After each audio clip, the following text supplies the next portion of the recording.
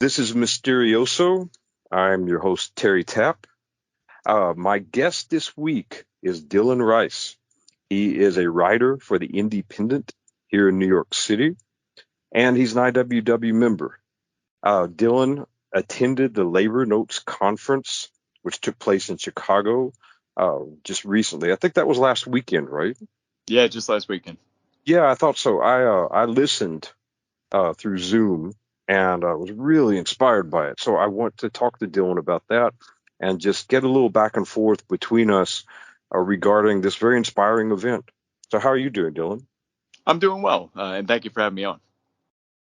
Well, of course, I really appreciate that you took time for this. I mean, I know everyone's really busy right now, but at this, this was incredible, just really incredible. And you went. Tell me about your experience with the conference. Yeah. So I had reached out because I saw that it was a group of people offering financial aid. It was Labor Notes itself offering financial aid to people interested in going but not having the means to go. And Sure. I'm just working retail in New York. I had a lot of money in my pocket, so I reached out and I let them know like I'm in the IWW. I'm very interested in labor. I'm young. I interned for a union, and I want to just get more involved in labor. Not expecting to hear back. I was like, it's a big conference. They actually had to cap off the attendees at 4,000. So I was like, yeah, the odds of me getting in are low. But they got back to me. They provided me with full financial aid. They covered my registration fee, and they got me all set ready to go. And so I made my way to Chicago from New York, and I volunteered to help them as a thank you for a shift, what ended up being setting up the banquet that they had on Saturday. But I got to Chicago Friday morning. I left LaGuardia at 6 and got into O'Hare, I think, around late 7 or 8 o'clock. And then I got my stuff in a little inn down the road from the Hyatt Regency where the conference was actually taking place. And then I showed up and I was immediately, I think flabbergasted is the only way to say it. The minute I walked in the hotel lobby, it was just wall to wall, no space, a line stretching like a snake through the entire thing of people wearing union gear, young and old, from every part of the country. See, just before you get into the scene further, I just want to say, I've been involved in left politics, labor, things like this. Probably, it's hard to say exactly when, but my father was on strike a lot in the 80s, grandfather, things like this. So I participated, but I wasn't a member. I was, just an affected party.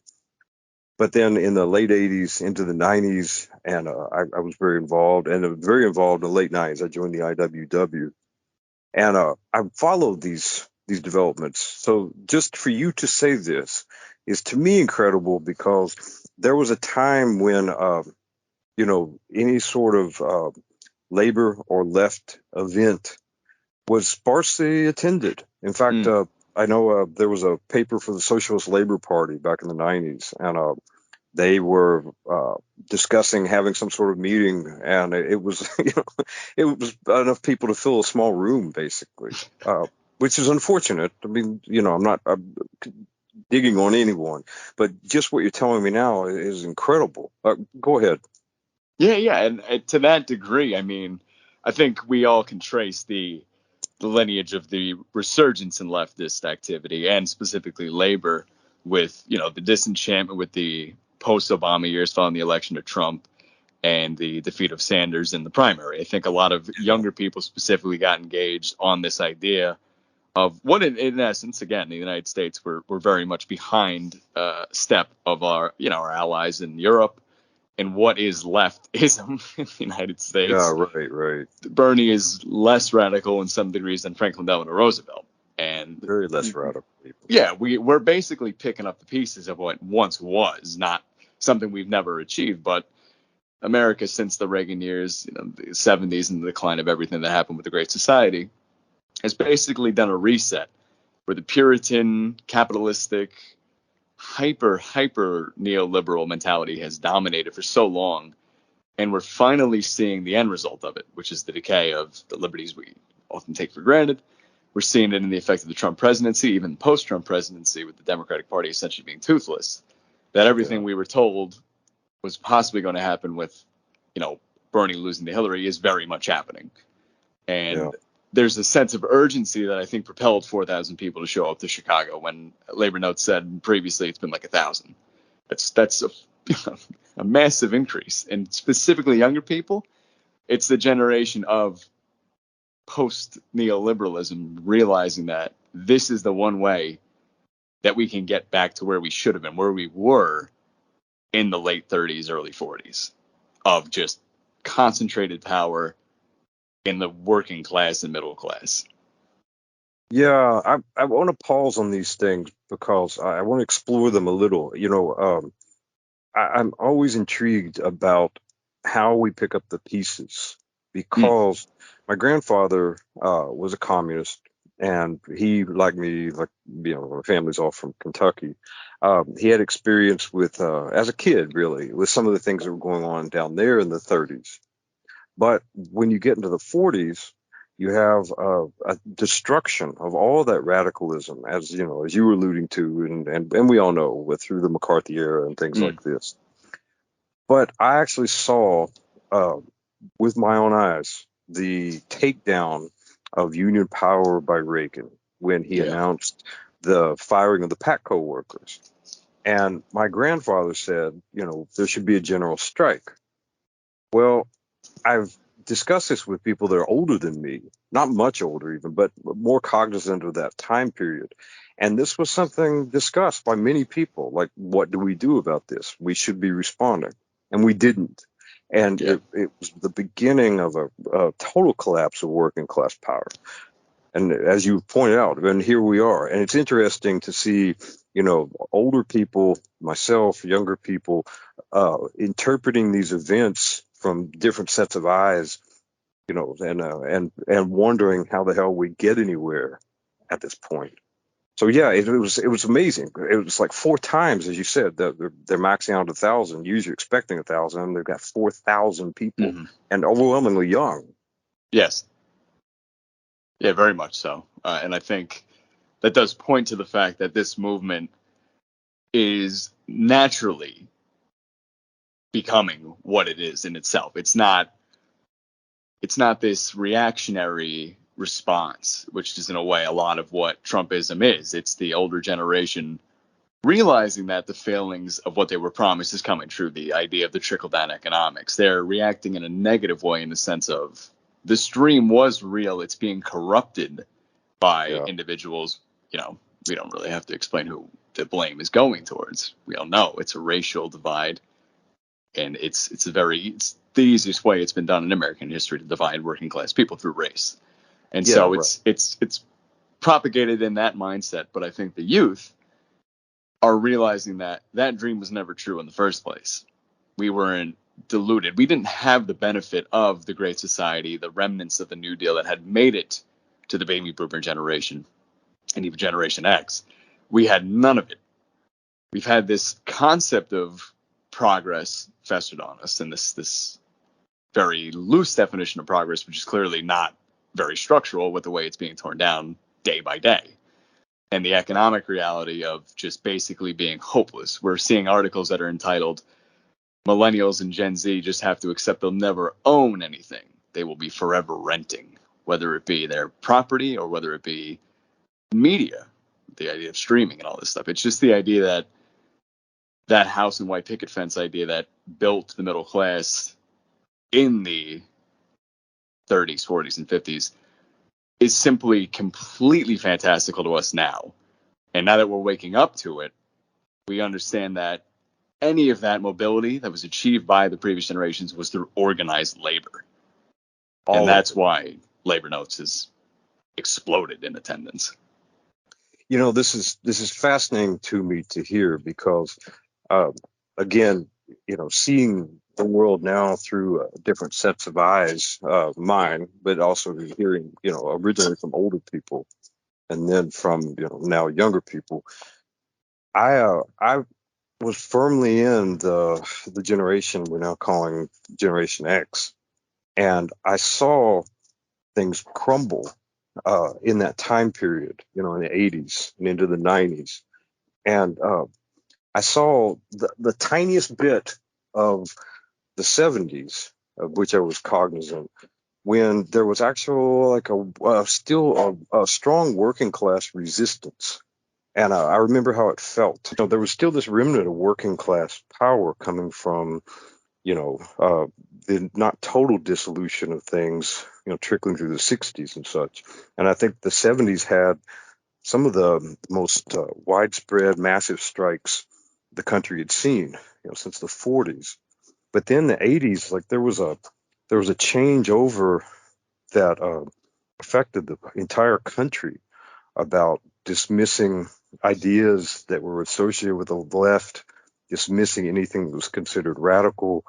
Uh, I had a teacher at the beginning of the 80s in a late elementary school, middle school, who said, I'm so glad Reagan has come in because people were disrespecting authority. And now people are cutting their hair. They're wearing nicer clothes, sweaters and penny loafers, and they're saying, yes, ma'am, and yes, sir, obediently. And I was sickened by, I say yes, ma'am, yes, sir, as a training, but I don't do it out of, obedience to authority. So yeah, it's fascinating. Like if my daughter is 20 and she's also an IWW member, and I hear the despair from her. Like there's just nothing anyone would have. No home, as you said. There's no, the smoke of my backside of an American dream was pretty much over when I was a kid, but you could still kind of get high on it. It wasn't totally over, and if you were in the right place, you could still get a home. And some jobs weren't terrible in terms of pay. There were bits, but for younger people, there's nothing. Mm. I agree 100%. I mean, it's difficult because the day-to-day aspects of our lives are, and to some degree, better with the technology we have. The just really, honestly, technology is a huge crux of it. The advent of cell phones and everything like that, we feel more interconnected. It feels like we're living a much more leisurely life, but in reality, it's not really the case. We, on social media, it's a rule you present only the good aspects of your life. You show the best things happening. Like that's that participatory engineered false reality that we're all kind of engaged in, of going, oh, we're not losing our minds. We're not struggling to get by. We're doing fine because we were told, and this has always been throughout American history, that to be successful, you have to act successful. To be a member of American society, you have to be an active and participant and willing member of that society. And that to deviate, to talk about things that nobody wants to talk about, be it Black Lives Matter in a majority white community. Nobody wants to discuss that because then you're breaking that illusion. And so I think, it's something that I think my generation is tackling on directly because we've seen the result of letting the wheel go, letting our hands off the wheel and saying, we don't have any direct power. We're just participating in this grand process, but we're not really the ones running it. And we don't have that instilled fear of this Soviet threat, which helped, it really did. It helped Reagan and crew and McCarthy before him explain in terms of geopolitical necessity that, people deserve the fair wage, people deserve all that stuff, but communism and socialism and this militancy and this radicalism that threatens America is an internal threat, and it will destroy your livelihood because these Bolsheviks across the ocean are going to come in, take your guns, destroy your society. We've also, if you haven't seen Red Dawn, watch Red Dawn to get in the mind of a Reaganite.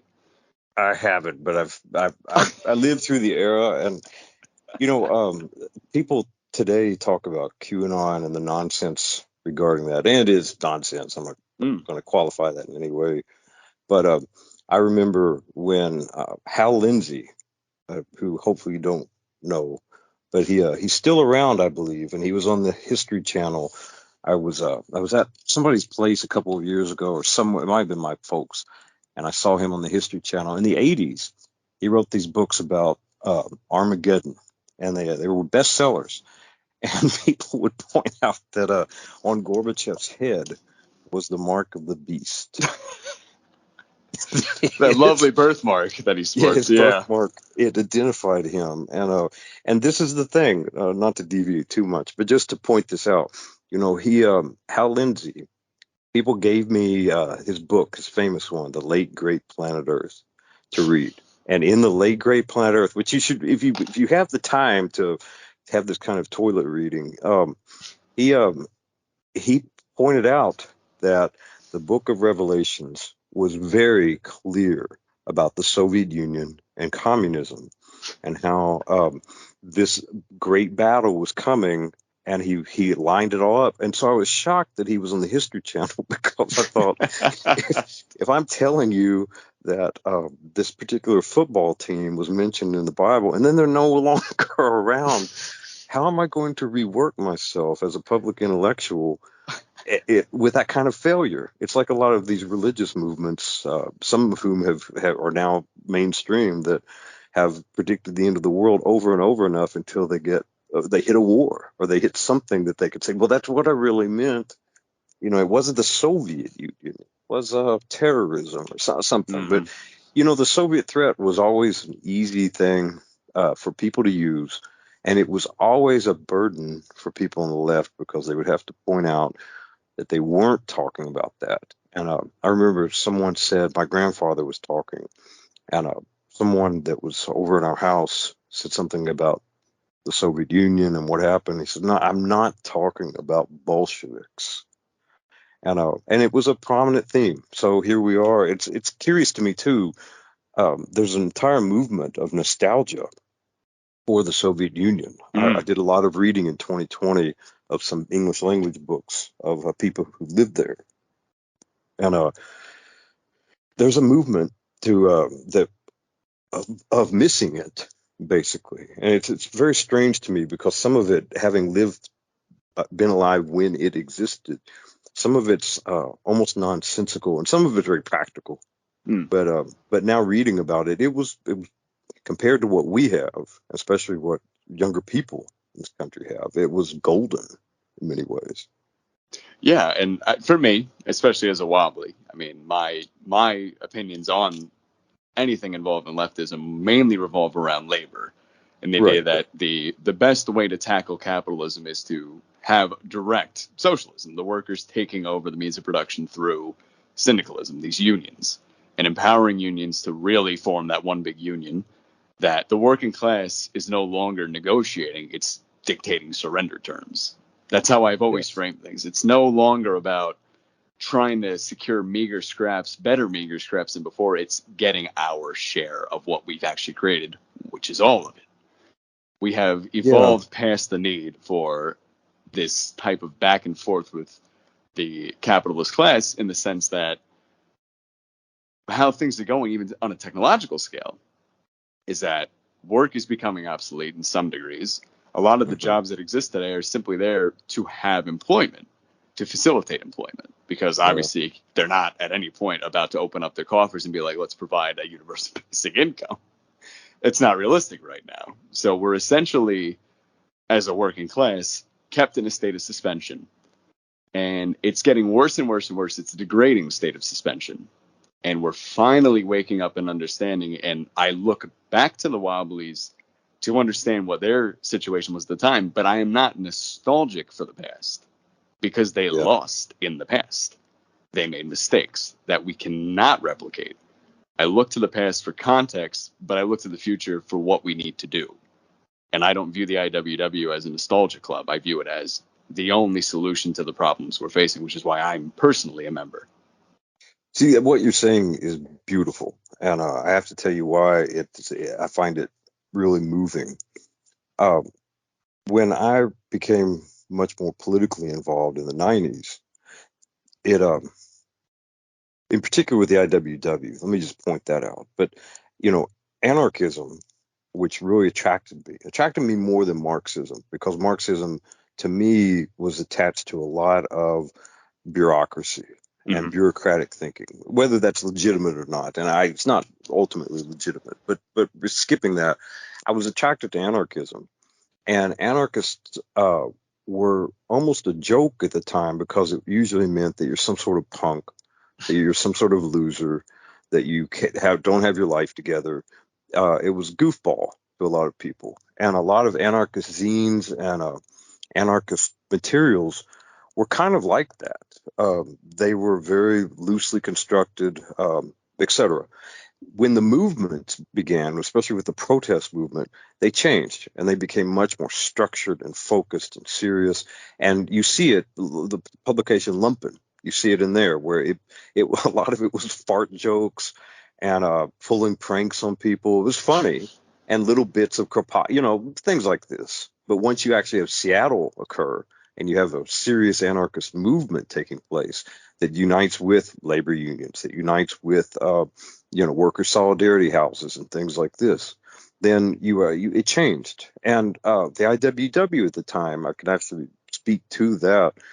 When I joined because I was having trouble at work, and I thought, these methods, some of which I heard from my grandfather, some of which I knew from history, some of which I tried somewhat. I should be more focused in them because I'm just getting run over. And I organized. I sort of led a couple of walkouts that do nothing, but at least you're not at work and you're not putting up with things. But they had no stick to itiveness. And so I joined, and I found the IWW at the time to be awash in nostalgia. It was all full of professors and graduate Mm-hmm. students, and a few people doing some very serious work, a lot of whom have been forgotten, actually, and aren't mentioned in books about the IWW. But the majority of people were there as a history club. And there was a lot of pushback to what was eventually going on in this shipyard, which kind of became a big thing in which I was working. But I was listening to a podcast the other day about the IWW, or it was about a guy who was involved in communications or something like that, or running for it, and he was talking about communicating internally and externally as an officer in the IWW, and I thought, this is boring, and he admitted it, and he was happy, as was I, because most of life is not these grand strikes and these poses. It's paperwork and it's scut work, and having people dedicated to that aren't just there to play historical games. Uh, that tells you something really powerful is going on. Yes. So I'm Yeah. feeding it back to you, but I wanted to insert that because to hear you say that, and then hopefully your response, or whatever response you're going to have to the Labor Notes conference. Mine was that there was no nostalgia. No one was, playing this kind of Knights of Labor hobo thing, which was fun. But I saw this a lot, and it's wonderful. It's done, you know. Yeah. The idea of like this, yeah, and I've joked with people about even like on the topic of the Soviet, I guess in the sense nostalgia of just Mm-hmm. this idea of this glorious past.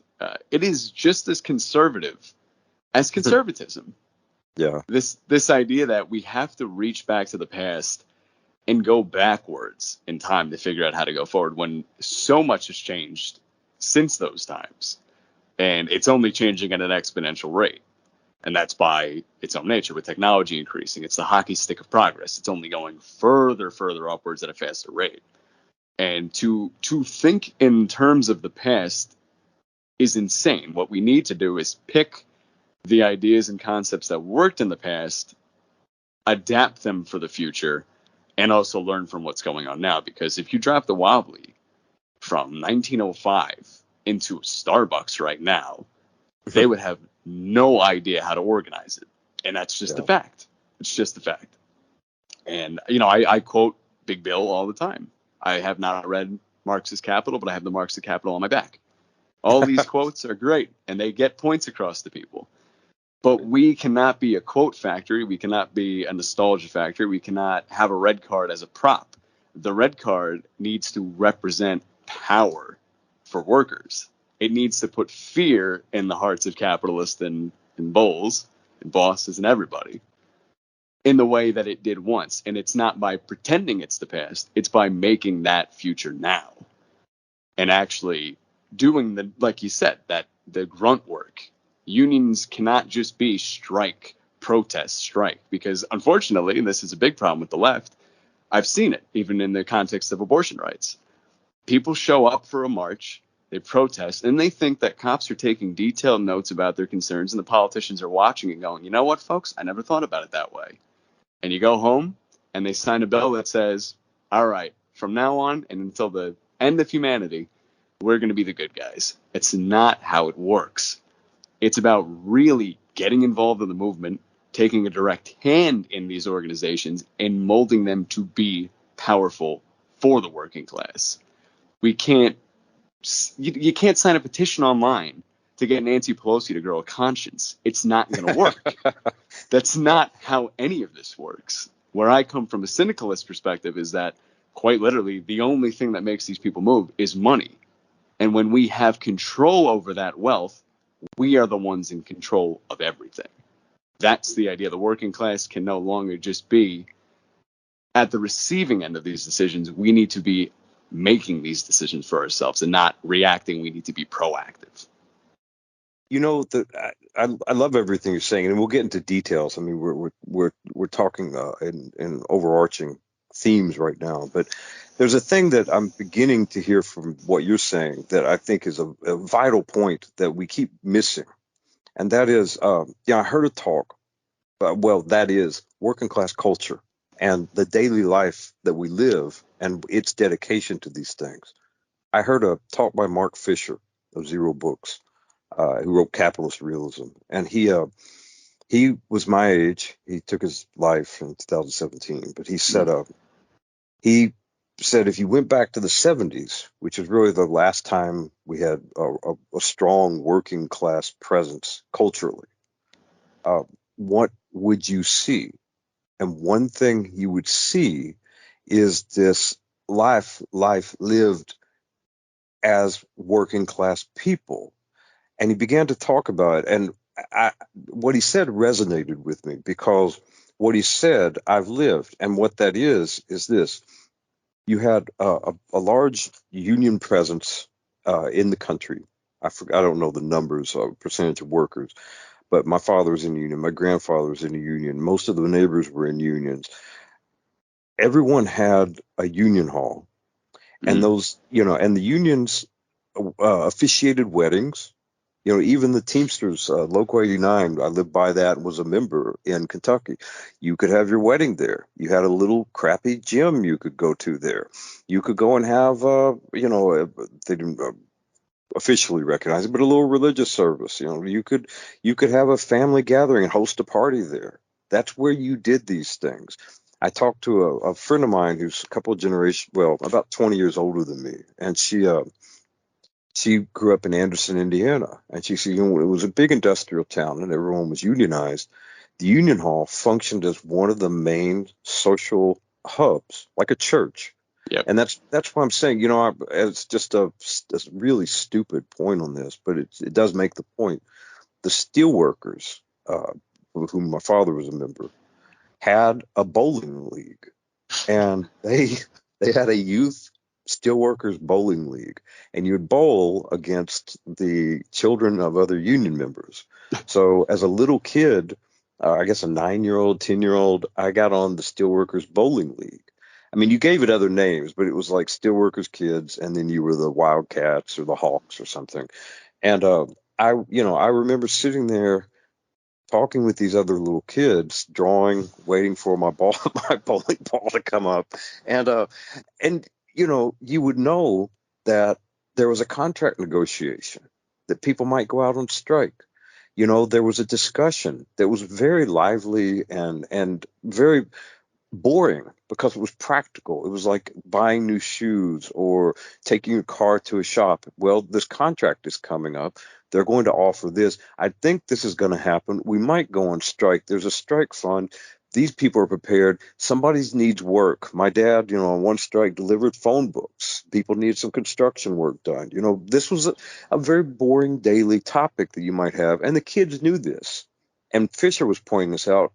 As I'm saying, there was a whole culture. I don't want to give a spin on this press, but where this will appear is Mysterioso. But that's one little thing I'm trying to do is have like a working class culture of literature, of poetry, of street tales.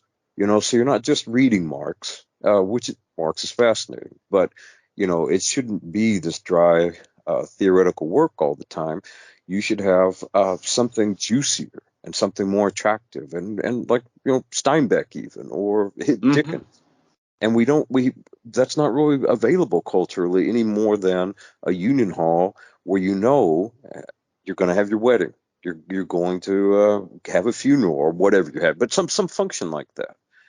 Anyway, I'm hearing that from you because we need this really quotidian idea of working class life. With the IWW, when I joined, there was an event I went to, and it was guys playing banjos and talking about being hobos, all of which was fun, but it was a mask, a costume people were putting on that had nothing to do with their daily existence. Yes. Yeah. Cosplaying, you could call it. Yeah, and I wonder, in people as the past recedes even further away from us, and I'm hearing from you, and I heard from the conference, people aren't burdened with the Soviet experiment. They aren't burdened with the legacy of a Stalin and things like this. In fact, it's almost forgotten. Um, I wonder if that's like a scab that's fallen away. I mean, the IWW had this beautiful idea of the hobo, and it is beautiful. I love the image. Like John Dos Passos in his books had a lot of wobbly characters, and Hmm. he called it the vagabond, and it's this wanderer, and it's just spiritually very beautiful. But he really it was turned into nostalgia actually by the IWW because it was dying out when the IWW formed. It was really something from the Knights of Labor and that Yeah. era. And a lot of the songs that we attribute to the IWW and think that's, this is nostalgia for that time. That was nostalgia for the other time. Hmm. So it was already being played in this way. And now I wonder if it's gotten too old to have a positive or negative effect. Yeah, and I think it ties into even what you're talking about, the working class culture. Like, this deficit of a working class culture is in a way by design. The idea that in the post 80s world, success is determined by, sharp clothes. It almost adopted the aesthetics of the 1920s, but with a new spin on just the greed without the foresight of the Gilded Age. Like, the Gilded Yeah. Age is what gave groups like the IWW and the Knights of Labor a very clear reason to exist and popular support. Because Right. unfortunately, and this is the reality often, people don't act until it's too late. You have to act. And so when conditions get so bad and people start waking up, that's often when we're at our weakest. We're on our back foot. The history of the working class is constantly on our back foot, falling a little bit further and further back. And sometimes we can get our second foot down. But right when we get our second foot down, we go, oh, we're balanced now. Yeah. And we It's get caught reactive. off guard. And Yeah. it's been consistent, that kind of back and forth. But I'll say, like, in the case of, someone, the very stereotypical, it's often a conservative critique of any leftist or self-described communist, Marxist, whatever. It's a kid at a private university that was paid for by their parents, sitting in the library in a nice Brooks Brothers shirt, reading Karl Marx's Capital, and going, you know what? This guy's onto something. Yeah. And you threw him in a dockyard, or in a mine, or a factory, or hell, even just the back of a fast food restaurant, something more modern. Not all workers of this Marxian idea of a guy in an overall wielding a hammer. It's Yeah. people processing stuff on a cashier, on a cash register. These are workers. They would not be able to have that conversation, because, in all honesty, and people like that, unfortunately, I don't mean to criticize solidarity, but you're not really working class. I'm Yeah. working class. My first job as a kid was a dishwasher. I was underage. I wasn't allowed to work at that time. It was off the books. And I was just washing dishes in a restaurant just to get money to save up. It's the only way I could make money. And I've been Was working that here in New since I York was that. City? No, so I grew up, for context of my own history, I Yeah. grew up on Long Island. And my Okay. folks grew up in awful conditions. My mom became the mother of her house when her mom left at a really young age, and had to deal with trouble at home, a whole bunch of stuff. My dad His family split up, and he was traveling with his mom a lot, moving town to town, and literally getting chased by loan sharks to get them to get him to tell them where his mom was, bribing him with toys and shit. And like awful, heinous things going on for people, working class people just growing up on Long Island, and they got union jobs. My mom was a shop steward for the Teamsters, and my dad, critique in a certain way, trust me, we have lots of conversations, was a corrections officer for Nassau County.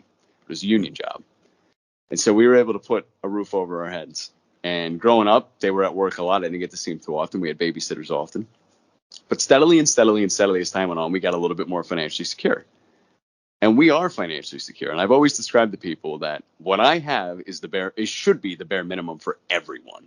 It's perfectly acceptable. We can go on vacation sometimes. Can't do it all the time. We have to work. We still have to work to live. But we can take time off. I went to college. Me, my siblings were the first in our family to go to college and get a degree. We have these opportunities because of the work we've done. And I worked throughout college. Every semester, no matter what, no matter how busy I was still working a part-time job as many days as I could. That's working class. And I'm not trying to gatekeep. I don't want to say that anybody can't be involved in these movements. Everybody can. But there is a very real disconnect between someone just studying in university these theories and going to talk to people in the Midwest, in the South, in the rural areas of the North. That's the Democratic Party has abandoned agricultural workers in these areas because the cultural differences are too big. We can't connect with them. They're working class people. I have more in common with a farmer in South Dakota than I do with Jeff Bezos. There's such a strong, unawakened connection between working class people that was purposely broken by neoliberalism, by conservatism, to the extent that my dad growing up in that poverty is a conservative, because what he was looking for was stability. He wanted something that was solid. He worked hard. He got his money. He did it on his own. That was his idea, right? And so conservatism was a natural one-to-one for him. But in reality, it's the union. I mean, it's the police union. But that idea, that kind of solidarity that those people took to get that union is what gave him this opportunity. And I understand where he's coming from, and I can empathize. But the one thing we always agree on is the difference between the haves and the have-nots, the rich and the poor, the working class and the non-working class, because he's worked and he's made a good living for himself. But we can have that conversation on the same terms when we argue about plenty of other stuff. We both agree the system is not fair.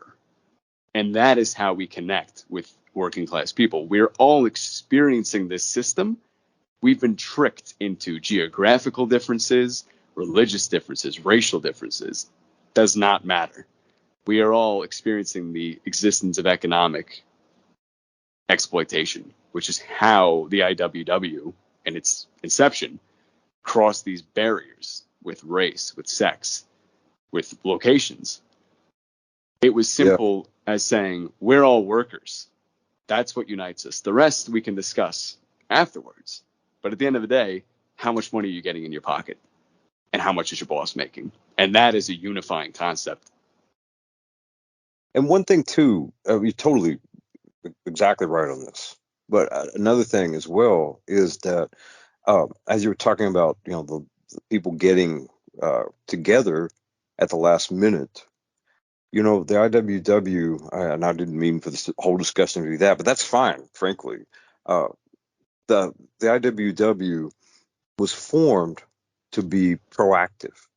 A lot of the trade unions that were grouped under the AFL, the American Federation of Labor, were there to secure pay and secure jobs for their members at particular job sites in particular crafts, and they would things would happen to them, and they would organize on that basis. The IWW was formed to have a forward vision of a world in which workers owned the tools, workers owned the fields, workers owned the factories, workers owned the rest of whatever you have. but I hate to use the term means of production because it sounds so academic. But that was the point, that you don't simply react to what's being done to you, but you take charge and you move forward to grab what you think is rightfully yours, which I agree is rightfully yours. And you're right. Like, by doing that, you have to understand that you can't have these artificial divisions that have been maintained by the AFL. You couldn't have unskilled labor because those are lumpen. They're not you, who's a trained carpenter or whatever you might be, a wheelwright. You've worked for that. This other guy, he's nothing. Or if he's black, or if he's a foreigner, or a woman. Women were kept out as well. So yeah, if you're going to move forward with a vision of proactive working class power, you have to get rid of all those false limitations. And yeah, it's really beautiful. Thinking back to this conference here, you got there and you're in Chicago and it's packed with people at the hotel. Yeah. Can we pick it up from there as to what your experience was? Yeah, and sorry to deviate. No, you could deviate. There's no rule to this. I mean, I'm this was beautiful and inspiring. What you're saying is beautiful and inspiring. This is all like, fine. I'm a habitual context provider. I tend to go back to the beginning of humanity and then come, all right, so what happened on Sunday? Yeah, that's fine. That's, like I said, there are no rules to it. All right, yeah. So speaking on labor notes specifically, I got there and it was quite literally like wall. I mean, I got in a little bit later than I intended to. I was trying to fun anecdote. As I was leaving my apartment to go to the airport, I realized that my previous knot tying on my shoe was a little too intense, and I could not get my shoe on, and I could not untie the knot. So I had to cut the lace off in front of LaGuardia Airport and hobble into the airport with a shoe missing its lace. I had one shoe with lace, one shoe without. Got to Chicago and was waiting to see if I could grab a shoelace from a shoe store in the airport. They didn't have any. And the shoe repair place did not open until after the conference started. So I swallowed my pride and I showed up to the hotel. And thankfully the shoe fit well enough, but I wasn't literally limping, but embarrassing. So I got in a little bit later and everybody was already there. Like, I got in probably, I don't know, 9:05, and registration had opened. And the line was just so long and snaking left and right, like as much as they could do to fit into this room. And they eventually came up to us and said, look, after this, you go to the first conference, and after the first conference or first workshop, come back and get registered because we're going to be late. It's just that long of a line. So I went to the first workshop. Great. And it immediately kicked off. I was purposely going to stuff that I found, to me, the most useful, because obviously I want to organize labor. That's something I want to do personally. That's the line of work I want to get into. But I was also just going to workshops that either someone told me about, they thought I'd be interested in, or ones that just caught my attention. I went to ones like direct action. I went to one about industrial organizing. And to me, the greatest aspect of it all was that every workshop was mixed. There wasn't a habit of people from, let's say, a specific trade just going to their trade. It didn't feel like it was cliques of people just, as a mass going to those workshops specifically relevant to them. It was genuinely a well-mixed group in every single workshop. And attending with that amount of people, I mean, the attendance every workshop was incredibly high. But there was a lot of conversations, especially if it was if it came about that, let's say, a younger person brought up their efforts, an elder in the movement would say, hey, for context, here's what we did. And it was an exchange of ideas, an exchange of stories, anecdotes, everything, jokes, plenty of jokes about the folks that grew up in the 70s and experiencing the shifts in, leftism in that environment, why they're underground, all that jazz. Right. And it's to the degree, without sounding sappy, it was incredibly inspiring because I was scared there never was going to be an epilogue of leftism. That it was always just, it happened, it's gone now, and now we're just trying not to have a 1984 situation where you wake up and there's a big screen telling you it's time to go to work. There is a lot of pessimism involved, and I think being a leftist, and to see that the defiance was still so present, that my generation understands where we are from a historical perspective, but is not nostalgic, is not looking to them to give us the answers. We're explaining what we're doing. We're not Right. looking for, hey, how do you do this? We're saying, oh, this is what we did and it worked. We organized Amazon. We organized Starbucks because we said no to what had not worked in the past. And it was a mutual appreciation between everyone. It was never a, oh, these young kids, these new union people don't know what we went through. It was just genuine appreciation across the board. Yeah, that's something I heard overall. And, you know, the business union models, the things that haven't worked, there was no fight about that. There was no combativeness among people as to strategy. And I think part of that was just the recognition that the Starbucks organizing, the Amazon organizing worked. And so you can't argue with people who have succeeded, Mm-hmm. and you can't defend failure against that. So, and the people who succeeded are younger people. And as you said, they've thrown out listening to people preach about things that failed. And that was inspiring. I really liked hearing Chris Small's talk about what took place at Amazon. One thing about that has moved me every time, I go back to it in my mind. He sacrificed a year of his life. He lived, what was he living in the bus station? More or less, yeah. Basically camped Yeah. out there. Yeah, he got fired and he basically dedicated himself to this. Well, he did dedicate himself to this and sacrificed. This is something, I note about the difference between people that really make any sort of change and the people who are there in costume. This, if you look back at the history of left politics, those people in the IWW who really made something happen, those people in the anarchist movement, the people in the actual communist or socialist movements, they made something happen by agreeing to sacrifice themselves. And that's been missing for quite a while. The return of it is fascinating to me. And I'm almost wondering in my mind here if it's because of hopelessness. Like, in the 80s, people didn't want to sacrifice their lives because there might be a carrot at the end of the rope. Mm. You might you might get that house. You might actually be able to take that vacation. Not a lot, but you might get it still.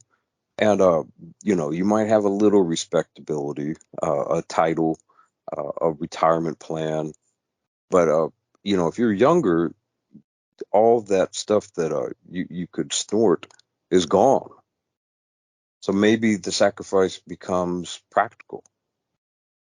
Yeah, it's knowing there's skin in the game is the difference between, a bureaucrat at the top of a union who's raking in a six-figure salary from dues who hasn't done the work in years, if they had ever done it, and can, make a big speech, sound like a radical, and then when they go behind the scenes, they're making sweetheart deals with these companies and they're, not actually showing solidarity with other unions. It's almost like a pissing contest. Like there's Yeah. no friendship, there's no solidarity, there's no connectivity between the union movement. It's a club, and it's their club, and they'll take their pieces and go home if they don't like how you're playing.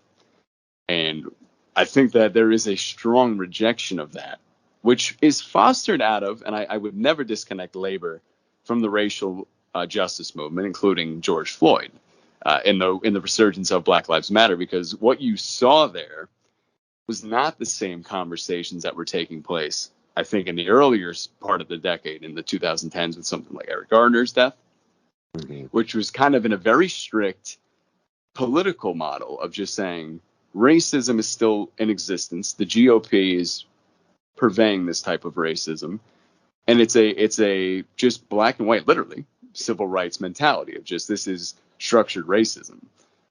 Come George Floyd's death in 2020, the conversation is suddenly pivoting to, this is institutional, this is economic, This is what's meant to happen, and it's engineered to divide us. It's no longer this abstract. There's clans members who are doing these things. They're understanding that it is the system that is leading to the deaths of these black people, black individuals. It's much more complicated than how we were being presented it. And that connects directly in the work, the groundwork that went into that is still reverberating in somewhere like New York City, where I am, that a lot of these groups were formed out of those protests.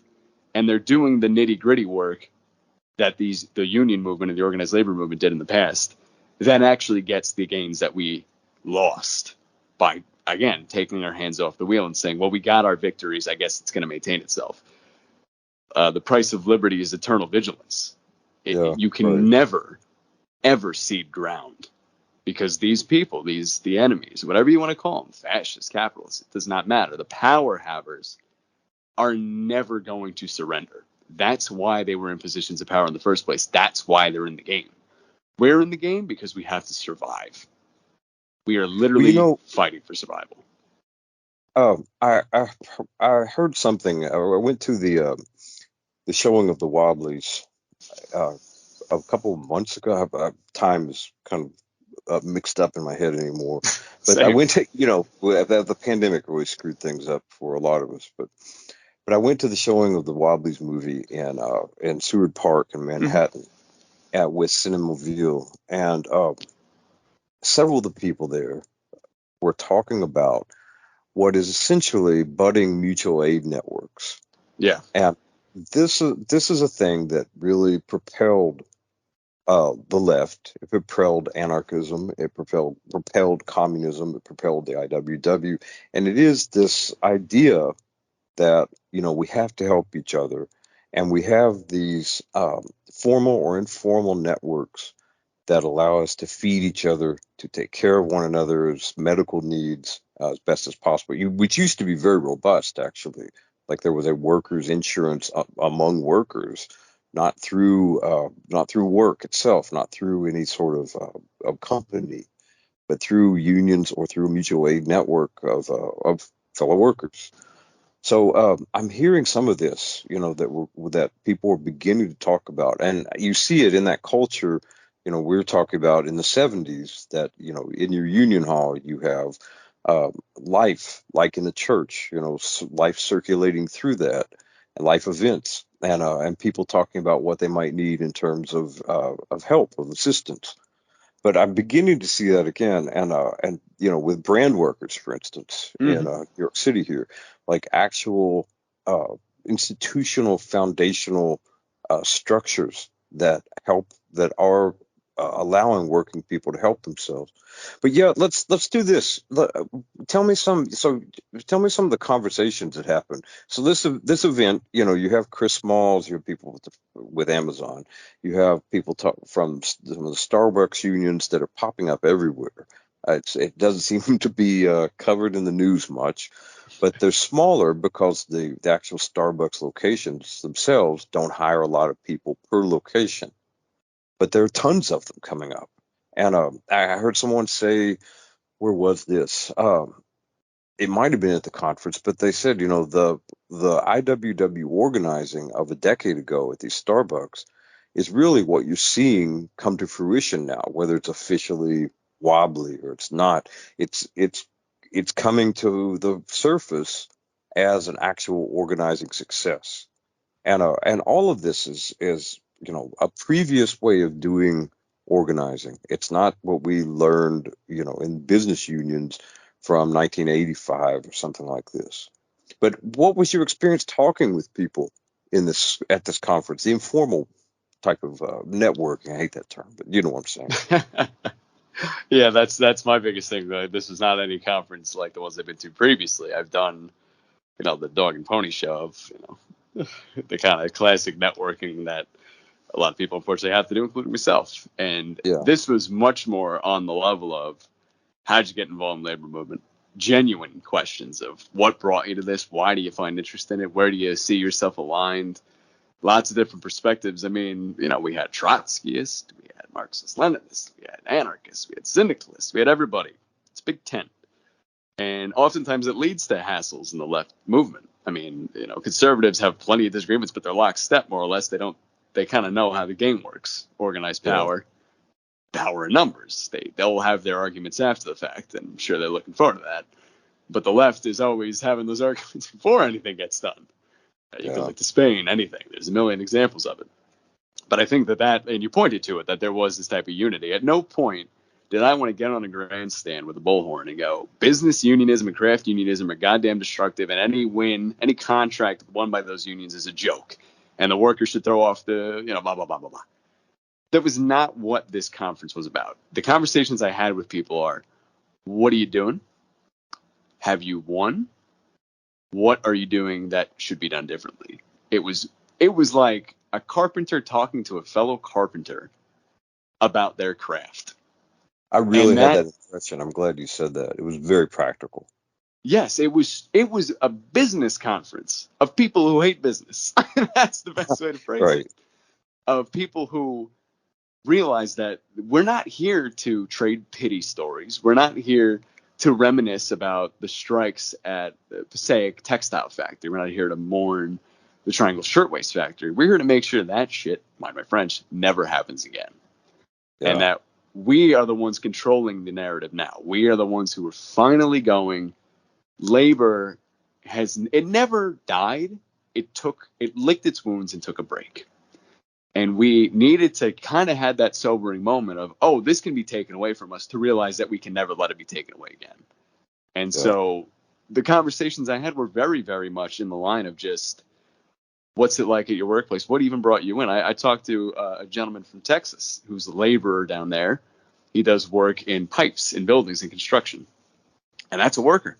I was joking with him. I'm like, look, I can complain about my retail job all the time. At the end of the day, I go home and I'm wearing a damn suit. I sell suits. I'm a suit salesman. It's not the most taxing work physically. It's more taxing mentally. And I hate the work, but it's okay.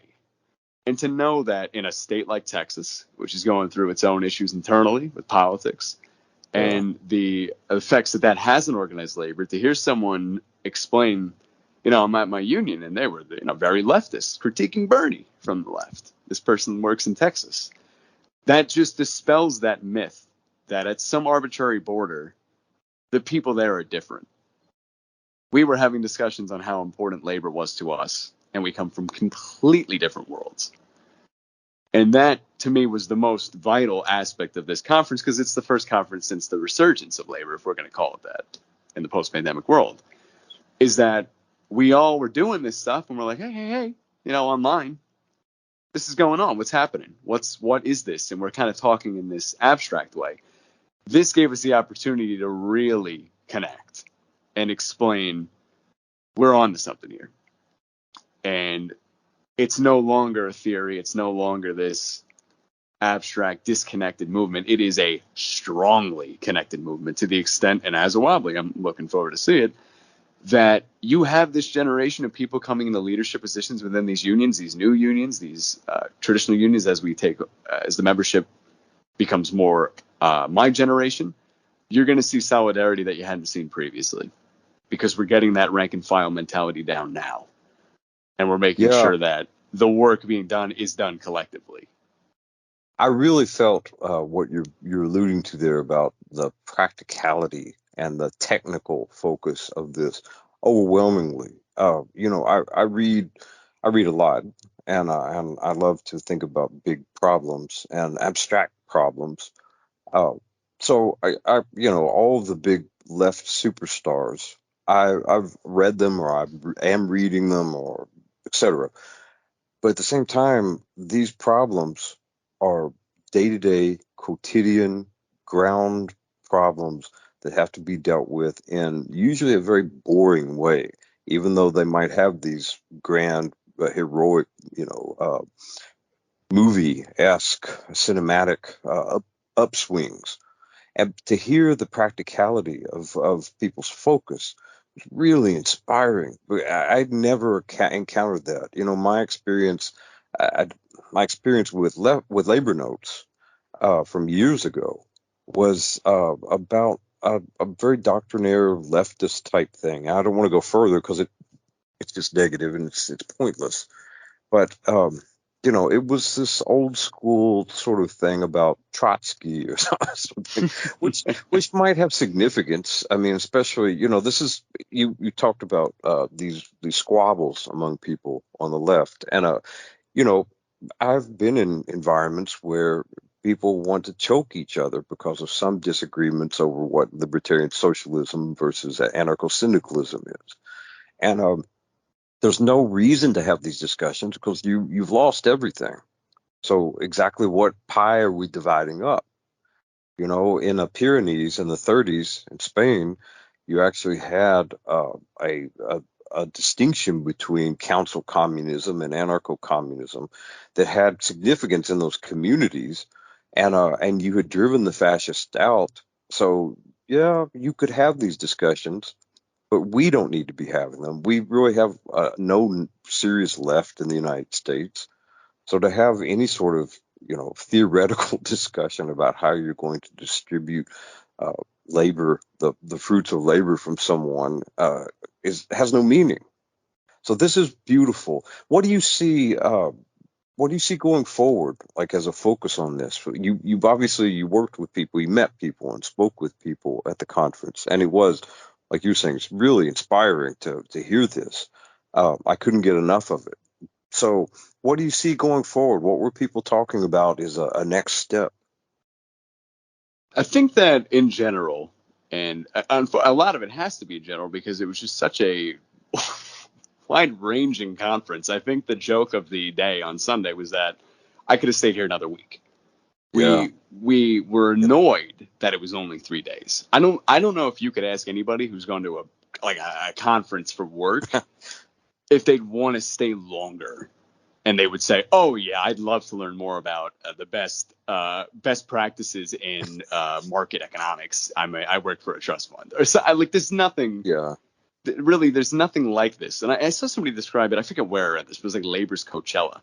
That almost implies we were just partying. Holy crap! That was only like Saturday night. I walked around. I'm like, oh, now it's getting like a party. Like there's a little bit of that going on here.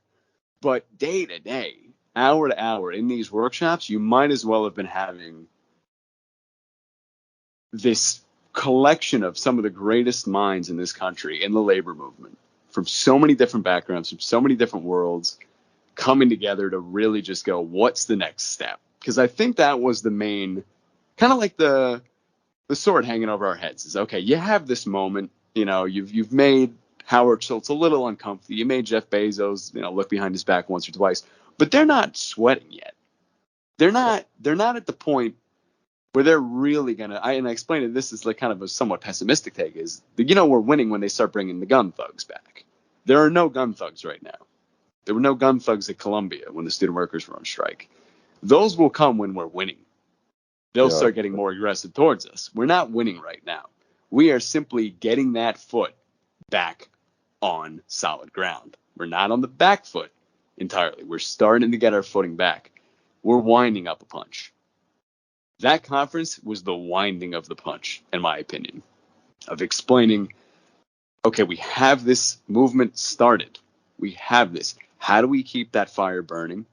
Especially in the time when people lose interest in something almost immediately. I've been shocked. That was my biggest fear when it first started happening, that this would be another passing trend, that something would take over in the mindset.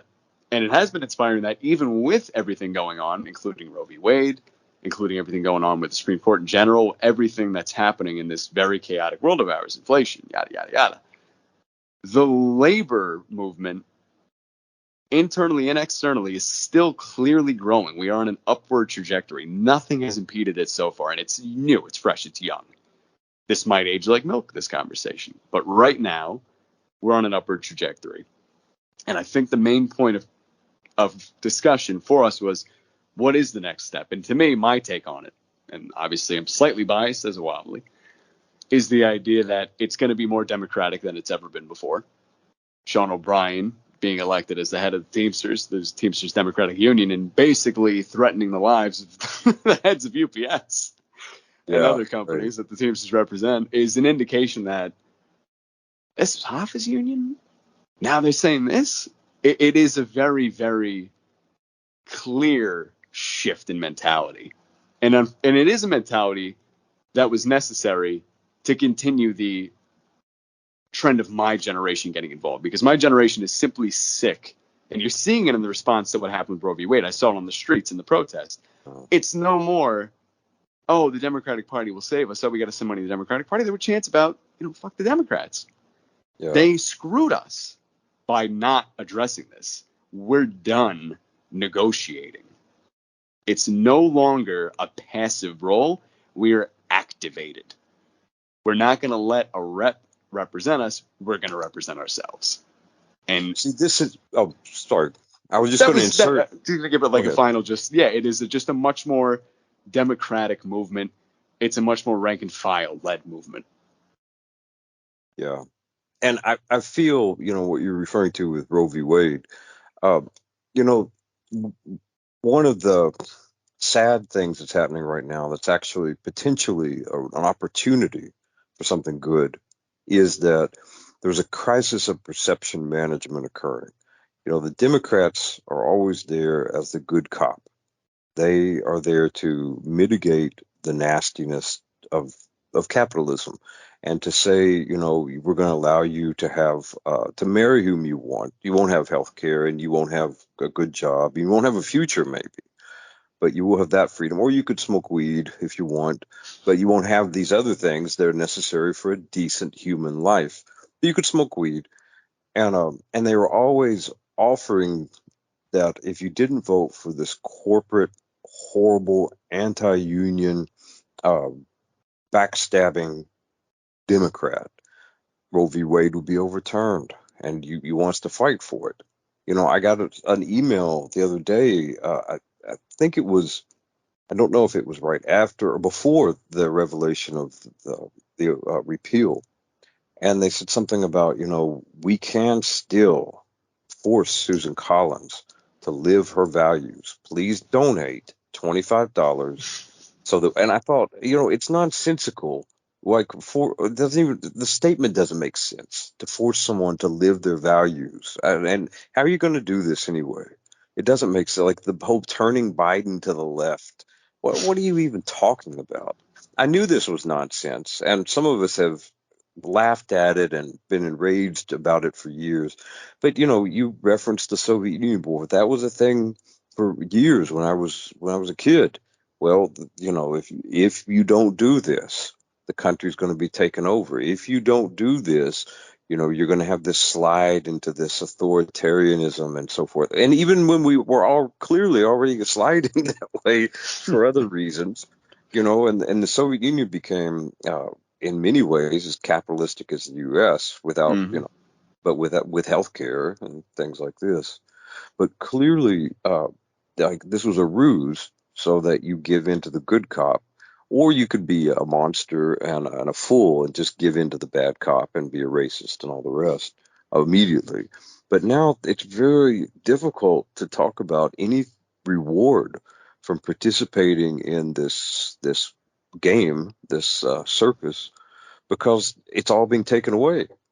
So I think it's an opportunity, as ugly as that is, because they're Miranda, they're coming after that. I think they've already repealed in certain states the need for Miranda, and they're going after gay marriage. They're going after contraception.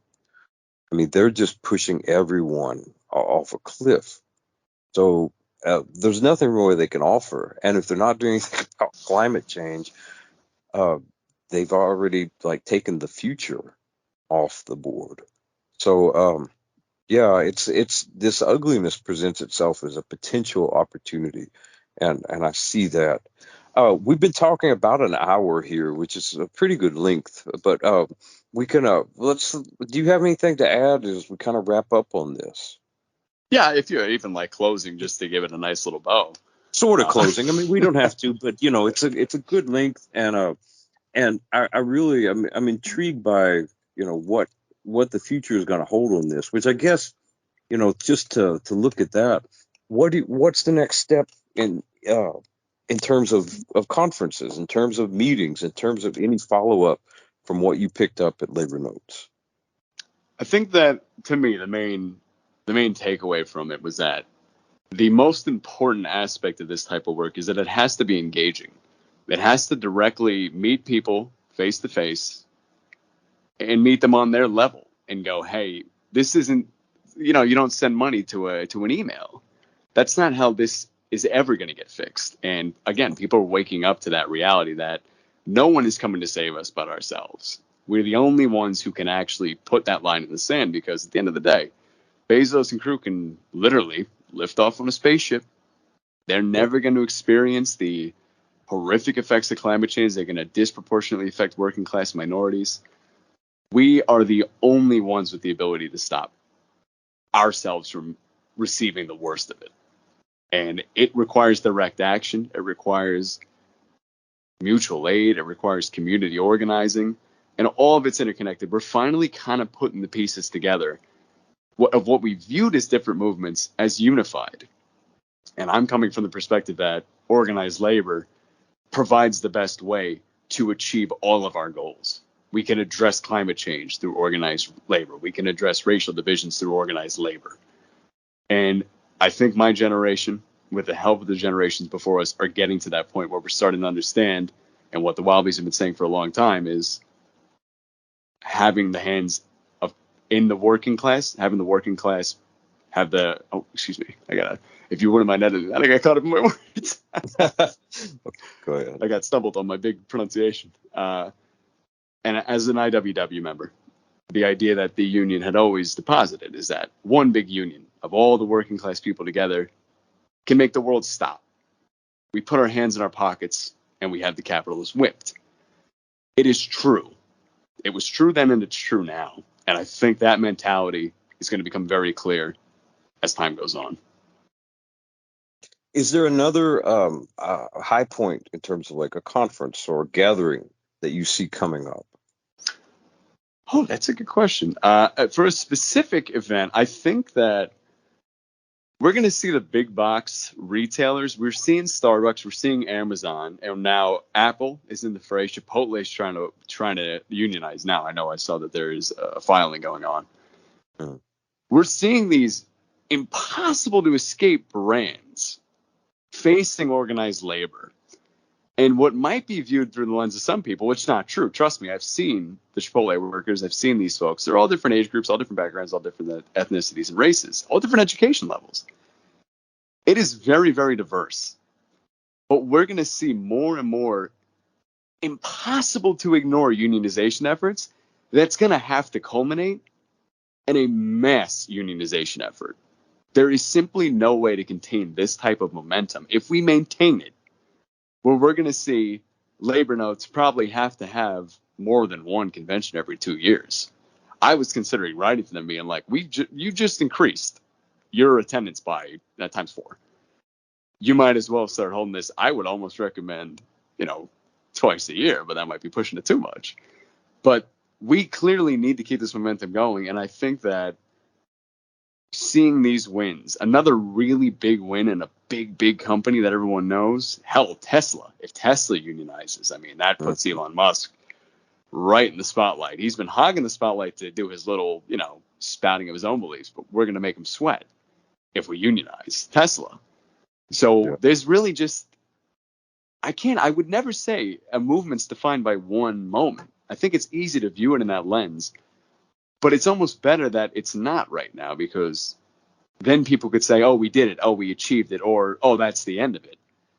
They can stop one Starbucks store from unionizing, but they can't stop everyone. And we're just we have the momentum in our hands right now. And it's only going to get worse for them, and it's only going to get better for us if we keep the fight up. Well, I heard something from a number of people as I was listening, of course, through Zoom. I'm here in New York in my studio, actually.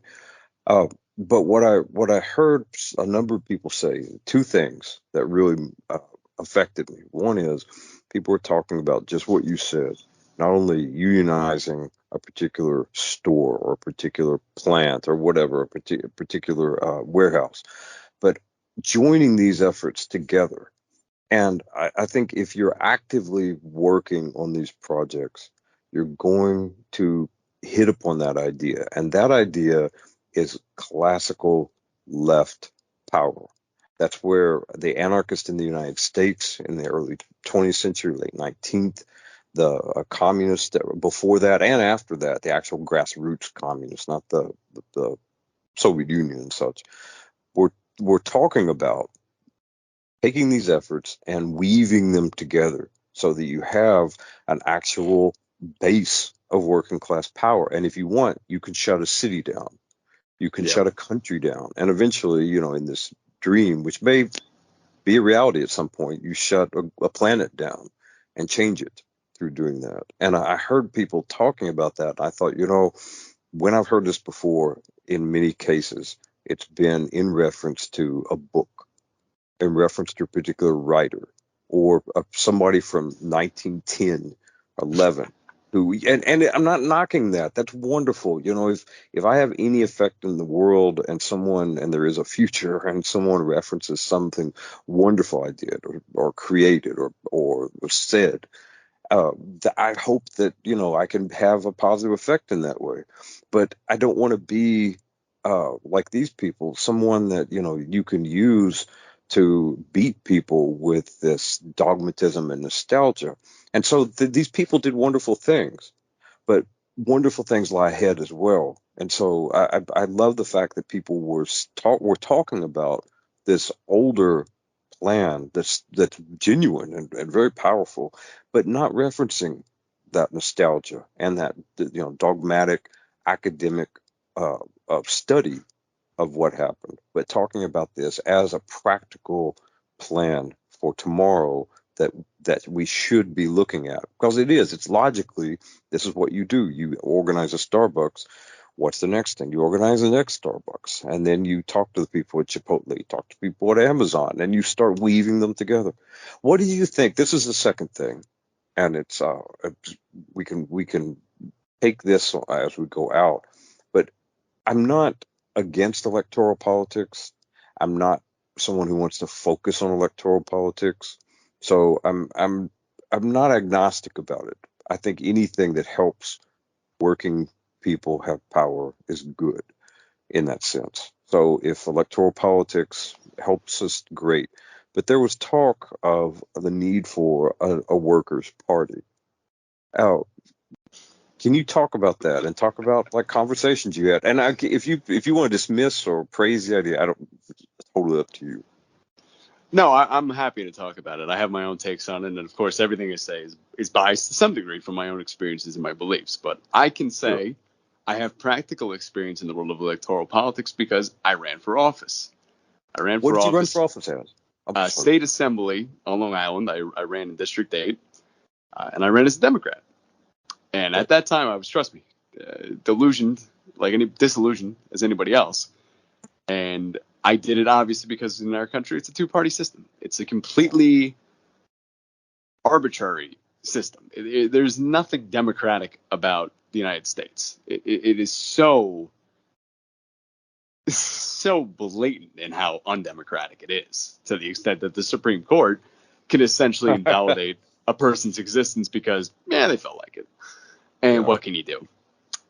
And I think, and this is my take, and I almost say I became even more like I was joking. I don't think I could become more radicalized than I am. But then you read something, you see something, you experience something, you get pushed more. And while I was running, I realized, George Floyd was happening. And when George Floyd happened, I said, folks, if you give me a single cent, I promise you it's not going to be as important as donating to these causes. And I posted different groups. I know there was bail funds for people getting arrested at protests. I said, this is a better way to spend your money because you know what the truth is? This is going to have a direct impact. You can give me that money in a race that I'm not likely going to win. Very conservative district. I ran to make it clear, never cede the ground, and that this guy who's so blatantly anti-union is not going to be allowed to say that type of crap without hearing something from me. Like, I made it clear that I'm running to showcase that we have the power to make a change. I wasn't running to be like, I'm going to wave my wand, because to be honest, if I had been elected, the Democratic Party would have hated me. I would have called for Cuomo's impeachment immediately. It would have been such a terrible relationship with the party, which is exactly what I wanted. But I knew that I felt almost wrong to be running. And I always reference, anybody who knows me will roll their eyes because I reference it all the time, but the old Roman tale of Cincinnatus, the Roman senator who was given dictatorial powers to handle a threat. He handled it. They told him, "Oh, Cincinnatus, you're the greatest. You want to be dictator for life?" And he said, "Nah, I'm going to go back to my farm." And that Right. was it. He said, "I do not want that kind of power." And the adage is, anybody who seeks power should not have it. It's inherently worrying for someone to say, "Trust me, I'll take care of you." And that's why I felt like such a hypocrite while I was running. Not that I didn't believe that I could maintain my ethics in the position. I hope I could. I'll never know because I wasn't elected. But I was nervous. And I realized at that point, which is when I started paying dues to the IWW, that I would much rather lead a movement as a member of a movement than be a leader in a leader-centered movement. I don't like the idea of being told or feeling that I can tell people, "I know what's best for you. You put me in this position of power. Trust me, pal, it's going to work out." I'd much rather be the one working with other people to get that power for all of us. And so when the concept of a new party comes up, and this came up, Socialist Alternative, a Trotskyist group, Hello. was discussing the new, they want a new party. They want their party, the Socialist Alternative Party, whatever they would call it. And an indigenous woman rightfully made a point. She made a big point of it because she spoke on it twice. She felt she had been ignored the first time, and she was righteous. She said, "This is the same talk of colonizers. You're just saying the same things that have been said in the past. Have you consulted us? Have you talked to us? We were the first ones here, and we have seen the results of your democracy, your approach to this type of stuff, your parties. They can promise you the world, the pie in the sky, and they will never deliver it. Because in my opinion, this is where my opinion comes in, the system inherently pushes for the people within it, the power structures, to reward themselves and to never cede anything. It's a vacuum. You're going to keep wanting more. No one has ever gotten to be the president and weakened the presidency.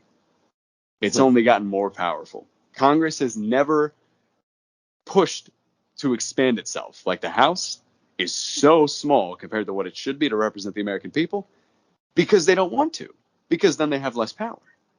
So political action has its place. It has to. We live in this society currently that exists in an electoral system of a two-party system in the United States. We have to make sure it's not abandoned because then the fascists, which they've already done in the GOP, will win if we cede the ground. The key is to not only use that avenue, because to be honest, it's an avenue that has a dead end to it. We just can't cede it because unfortunately they could use that to crush the real avenue, which is mass organizing, collective action. So it's not I'm a Goldman, every election is just an opiate for the masses. It just makes you feel good and you pull the lever, whoop-de-doo, the world is fixed. I'm not even saying that pulling that lever is going to fix anything. I'm saying it might help us prevent it from getting a little bit worse. It's helping us put a little bit of a block on the downward motion, but it will never save us. Collective action, direct action, organizing people to do it themselves will save us, and that's it. Yeah, I agree. I think my one thumbs up for a workers' party is that it's a placeholder. If you give away these electoral positions, and I agree with everything you said. I have no qualifications to that. But as you said, if you give them away, you give away the ability to crush us. But I think if we did have a workers' party and you had people, whether they're DSA or I don't know, whatever you want to pick, but people who aren't going to cave in to capitalist demands, but people who are, and of course, aren't going to go further to the right and so forth, but people who would hold those positions and at least not join up with these others. So you have these placeholders that prevent those spots from being filled with these awful Democrats or awful Republicans. I really, at this point, I'm done. I used to qualify myself just a little and say, like the Democrats are horrible, obviously, but there is this little bit of difference. And now I think, like most people, I'm throwing my hands up. Who cares? But if we had a party that, like I said, at least openly acknowledges working class interests and could sit in those seats so that you're not filled with one of these other groups. That's at least like a chess move. It fills that square on the on the board so that other things down here with working class power, with it, whether it's unions or mutual aid societies or whatever, can take place without that interference. I would feel good about that.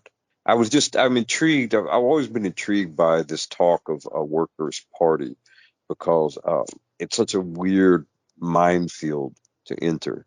And I don't know how it would be done in a way that I would consider right. You know, they had the Workers and Farmers Party, the Progressive Party, Mm. things like that at the turn of the last century, the 19th to Yes. 20th.